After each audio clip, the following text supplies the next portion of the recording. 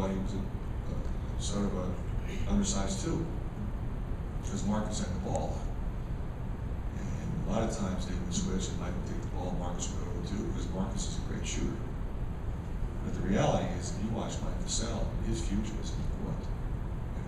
When he makes the NBA, it'll be as a point guard. And he's going to have the ball, and he's going to be making plays and making decisions because he can think. And he's got one of the most uncanny abilities to put a bad play out of his mind. I mean, it's like it never happened. If he makes a mistake, it never happened. And he goes and makes 4 good ones in the next minute and a half. And that's what the great ones do. How do he and Anthony complement each other? Well, the thing I love about Anthony is that he is a lockdown defender. But the thing about Anthony is Anthony can shoot the ball. Anthony's got 3-point range. Anthony can get to the rim and dunk on your head. And that's gives us the flexibility to play those guys together. We could play 3 small ones.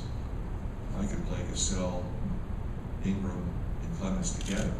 You say, well, that would be a smallish team. You basically have 3 6'2" guys.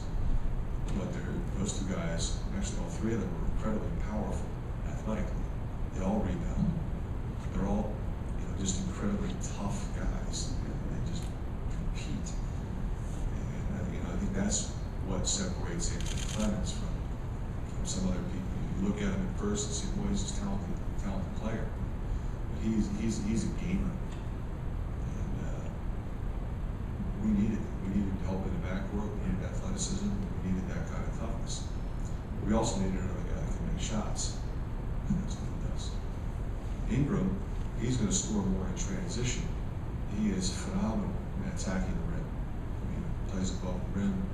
He's an absolute power pack. I mean, he's an assassin defensively. He would just take you right out of the game. And, when you look at a guy who's always on teams that win, you look at all the players that we're talking about here, their teams win all the time. There's a reason for that. Patrick is that way. I have tremendous respect for his high school coach, who I've known since he was at Butler and I was at Notre Dame. And he was afraid that nobody at our level would step up and recognize what he thought was the foregone conclusion. This kid is a bona fide high major player. And ironically, when I went to see him, I went to the game to see somebody else. That's why I was there. I wasn't even there to see him. I didn't know who he was. And that day, he was the best player on the floor, and his team won. They weren't supposed to win. They did. Huge crowd, equal field house, the whole setup. Indiana State tournament, all that fanfare. He was the best player on the floor that day.